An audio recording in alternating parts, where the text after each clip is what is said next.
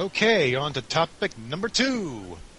What are your thoughts on seeing each of the Sonic cartoons for the first time? We'll start with MJ since, well, he's the guest of honor.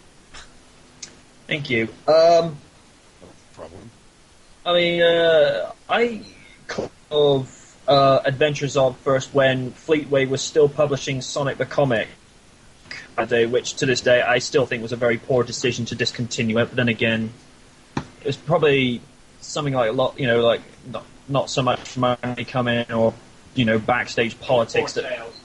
Thank you. I mean, advertising comic is not actually what we saw on Channel 4 in the fall of '93. They were actually showing us photo stills of the Sonic cartoon that never came to be. It was one that was kind of like Adventures of merged with Sonic Saturday AM. I know you're talking about. You're talking about that one with that chick that had yellow hair or something. Yeah. You mean like Sally was originally yellow with a red dress? Yeah. Freedom Team? Freedom Team. A Heroes Reward, yeah, I remember that. But Adventures of... I saw the opening credits, I thought, this is... I had no expectations going in. I mean, I'd seen a couple of clips on Channel 4 when the Big Breakfast was still going. Ryder will know what I mean by that. Indeed. And Gabby Roslin. But when I saw the very first episode, Super Special Sonic Search and Smash Squad, and then here it works. It's perfect. It's got that slightly squeaky voice, but the attitude is there, and it's free flowing. It doesn't feel forced. I thought, yeah, so far we're on to a winner. And when I heard launch entry for the Robotic, you could tell the guy was he was something wrong with him being that evil, but at the same time, it's so comical that it actually works, and I find it amusing that the Bulgy portrayal of Robotnik is much more popular now than it ever was 20 years ago. I know why. And don't forget, snooping as usual, I see. Snooping as usual, I see. There are just some people on YT with far too much free time on their hands. Round up! Where's my food? Oh man, if only Joe was here, he would be like Scratch, like perfect. Anyway, of course, what you got to remember is in America, you guys got Adventures of as the weekday. We didn't get Satam until about mid '94, early '95. And when I saw Satam, I'm like, whoa! I was like, this is a huge contrast and complete polar opposite to what Adventures of was, because we never got the Heads or Tails pilot episode to the series, which is available on the 2007 release by Shout Factory. But when I saw the first episode of Sonic Boom, where it's dark, it's gritty, it's there's this sense of fear and tension in the air, I thought, all right, this is not what I would expect with... Oh, that's cool.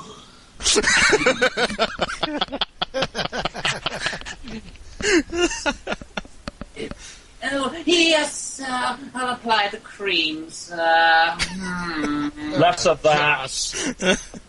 Less of that. Seriously, man.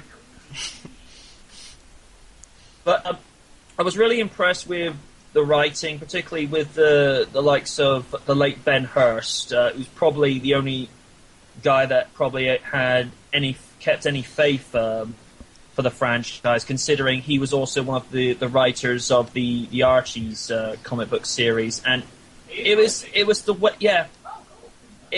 way that they treated a Sonic storyline with a very somewhat darkened science fiction approach, and I actually liked the idea of placing the emphasis of the story not just so much on Sonic, but then you place the story on someone who doesn't have his abilities, but she is equal in the brains department as the strategist. And of course, by that definition, you know I am referring to... Sniffle! Shut up! Him?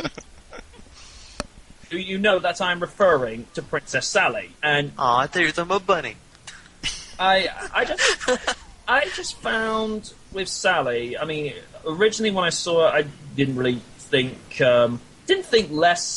ill of her, but, you know, at the time as a 12-year-old, it's like, you know, come on, I want to see Sonic go, you know, charging through levels, but, Well, I was you doing know, that too. it's as I said in one video I did looking at the character, your perception as a child is very different to that of how we are as an adult. And when I started watching Satam again for the first time in years, about 5 years ago, I'd actually started to like Sally's character because, you know, she is one of those characters that she will be sympathetic and understanding, but at the same time she knows there's a job to get on with and she will put her foot down. And I just like the way that Deke and like I said with Benhurst, they always try to make her a very believable character, and what I like that they did so well with her is that she is flawed. She doesn't have it perfect, and when you get a character that is that well developed and who's got to be able to put a brave face on things when the situation looks bad, that's how you get a character like that to be so loved by the fans. And I know there's a couple of people out there that hate on her, but it's just like, whatever, you know? Perhaps the reason why is because they're mad because their fan characters are Sonic. Or maybe it's because of Amy Rose. They're fans of Amy Rose and they want Sonic to be with Amy Rose. But the less said about other couples, the better. With Amy Rose, I don't dislike her, but I don't like the way that Sega are trying to force her on the fans. It's just like, you know, she's whiny, she's annoying. She's basically the epitome of an obsessive Sonic fangirl, whereas with Sally, you didn't get that with her. It was very subtle. I mean, she likes him, but at the same time, she wants him to stop being a complete jerk, which, as you notice in between Adventures of and Saturn, Sonic is still very much showing off, but you see this responsibility of an elder brother to Tails. With Satam, although he's still the same guy, you know, he personifies what he is supposed to be, the hedgehog with attitude. He is a complete show-off. He's immature. He will go and do things that are reckless. I mean, later, yeah, he wises up and realizes he's got to do the right thing.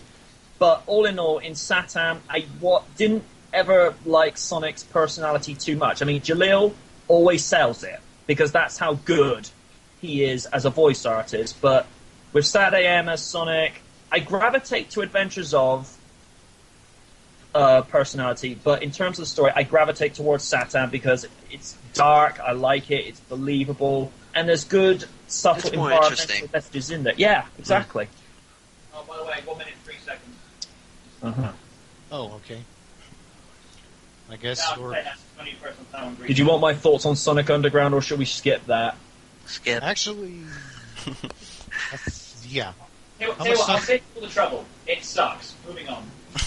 What I didn't like about Sonic Underground specifically, to keep it as short as possible, No I mean, tails. I didn't have so much problems with the characters. I mean, Manic, I genuinely like, 'cause he kind of reminded me of Sonic's cheekiness from back in the day. Talk about defeat from the jaws of victory. He seems a pothead. Gary Chalk was good as Robotnik. He's not quite Jim Cummings or Long John Baldry. And He's as far as Optimus Prime after Yeah. being bullied. Oh, it was promised. Sleet and Dingo. I mean, don't get me They're wrong. weird. Maurice LaMarche is a very good voice actor, considering this is also the guy who's voiced Brain and Egon from the real Ghostbusters and the Extreme Ghostbusters from back in. Thank you.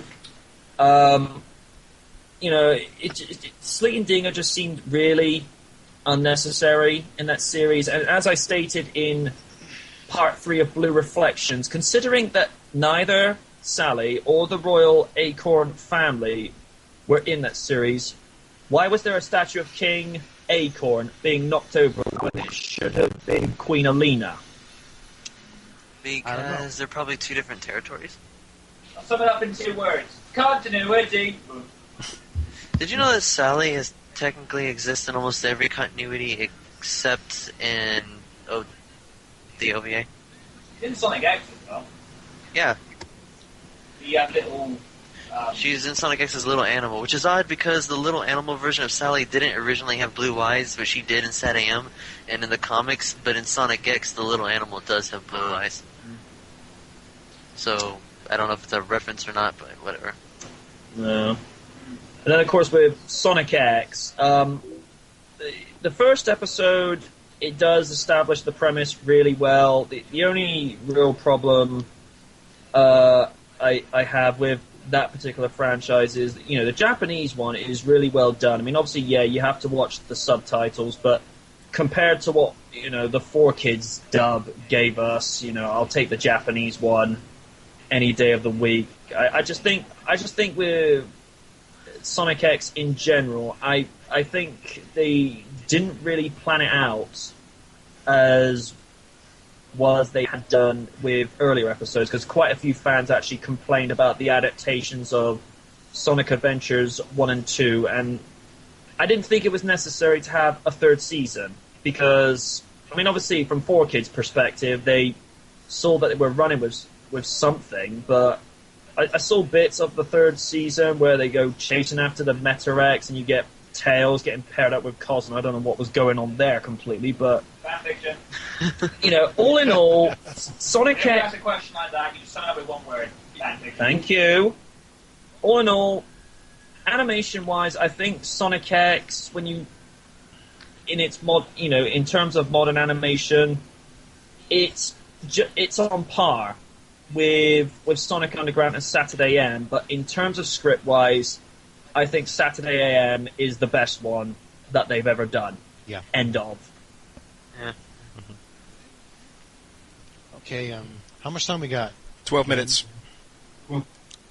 Damn. Okay.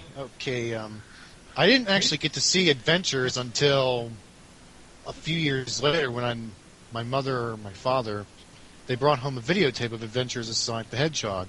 So I popped it in and just decided to watch it. And it instantly reminded me of Looney Tunes for some reason. Yeah. I think the first episode I saw was Robotnik Express. And I recognized the art style. Episode. Yeah, I recognized the animation style of Looney Tunes because, well, back in the day, I used to watch a lot of cartoons. But I actually wasn't really impressed with Scratch and Grounder's voice, so I really loved their personalities. Now this is after I saw Sat M for the first time. And I'll get to that in a little bit. Upon hearing Long John Baldry's voice, I was really like, "Whoa, what the heck happened to Robotnik's voice?" Mm. But I never said it was terrible. I actually liked Baldry's performance, and we'll miss you, Long John Baldry. Yeah. Sad loss. Yeah.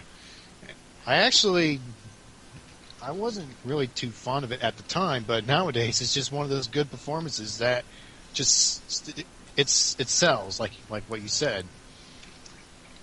I actually got to see more episodes. Some were good, some were not as good, and some I don't think I never even seen before. But of course, I always liked Scratch and Grounder because, well, they're the classic comedy relief. Mm. Yeah. Yep. Totally. Oh, and Grounder, his voice is Robotnik as well in Underground. I know. I'll get to that in a bit. Now, going to Sat AM, I remember I think it was a Friday night. They had this special where I was. I'm in the Midwest, of course, so for those who are in different places in the U.S., you might not be familiar with this. They had this special on Friday night. They actually were previewing a bunch of Saturday morning cartoons. I think I remember a few of them one of them was Reboot. I didn't get to see a few episodes, though. I heard it was pretty good. And one of them, ironically, was Sonic the Hedgehog. This was before we even had the internet. This was before it was called Sat AM. The episode they previewed